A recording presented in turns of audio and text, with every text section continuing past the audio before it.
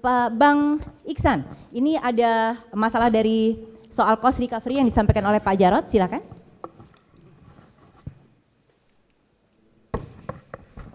Mic-nya repot nih. Ini tidak sengaja disabot kan? Silakan Bang.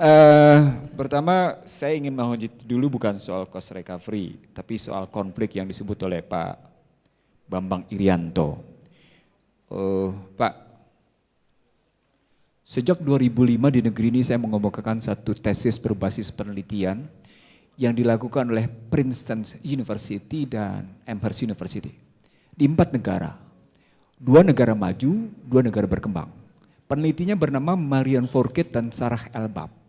Bapak boleh searching, Bapak boleh lihat tentang siapa-siapa negara-negara yang mengalami konflik sosial jika menerapkan kebijakan tertentu. Saya menyebut begini Pak Bambang, ketika satu negara menerapkan sistem perekonomian liberal tanpa batasan, dampaknya adalah konflik sosial. Baik vertikal maupun horizontal. Saya kemukakannya 2005 Pak. Riset mereka 2002 di 4 negara. Negara itu adalah Perancis, Inggris, Chili, dan Meksiko. Ya Pak ya.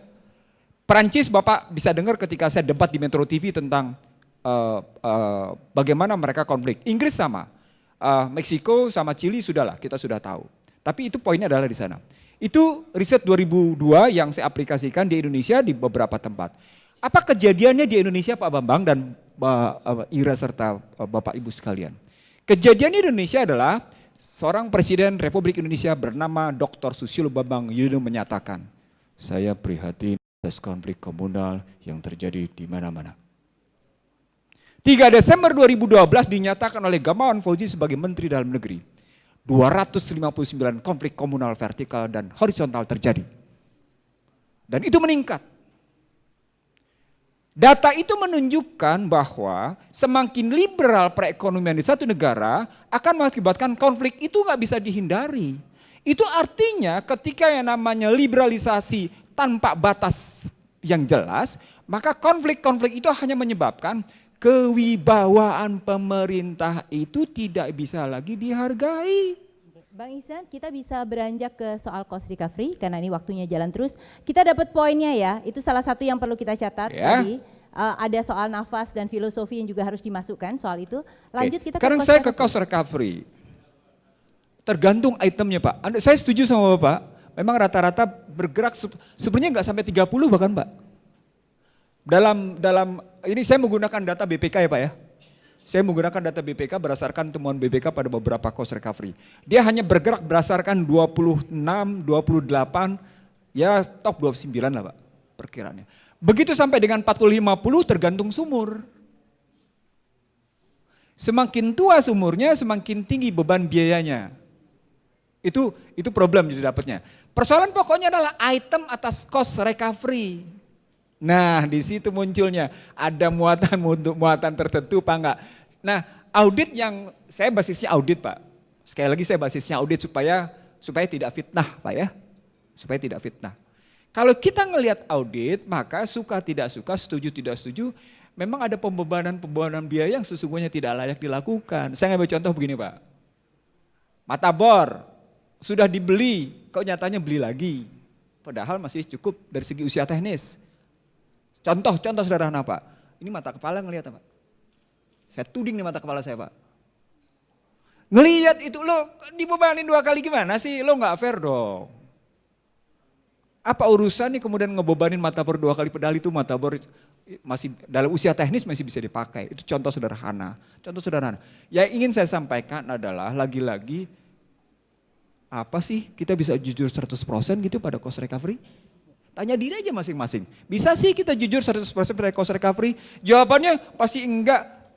Adalah beberapa yang pasti ya Anda main-main. Persoalan pokoknya adalah sampai seberapa jauh pada struktur cost recovery itu bisa dibebankan hal-hal di luar biaya-biaya langsung. Itu masalah besarnya. Oke, Bang Iksan, kita lihat di sini kelihatannya memang ada soal audit yang dilakukan oleh BPK maupun juga audit dari pihak asing begitu ya. Tapi tetap pertanyaan besarnya adalah seberapa sih kita benar-benar bisa jujur, itu sebenarnya mengilik begitu ya.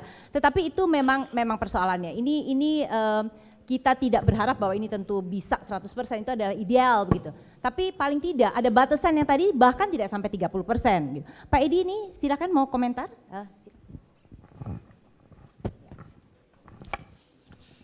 Tentang cost recovery seperti Bapak tadi Matabor. Nah, ini terkilik nih, selaku pengusaha terkilik nih. Kalau ternyata secara teknikal Matabor yang satu sudah membahayakan tuh sumur, Matabor saya kira tidak lebih dari 50.000 US dollar. Tetapi kalau sumurnya sudah mencapai 10 juta US dollar, 15 juta dolar, apakah kita bisa sayang-sayang mengganti satu bor hanya 50.000 dolar?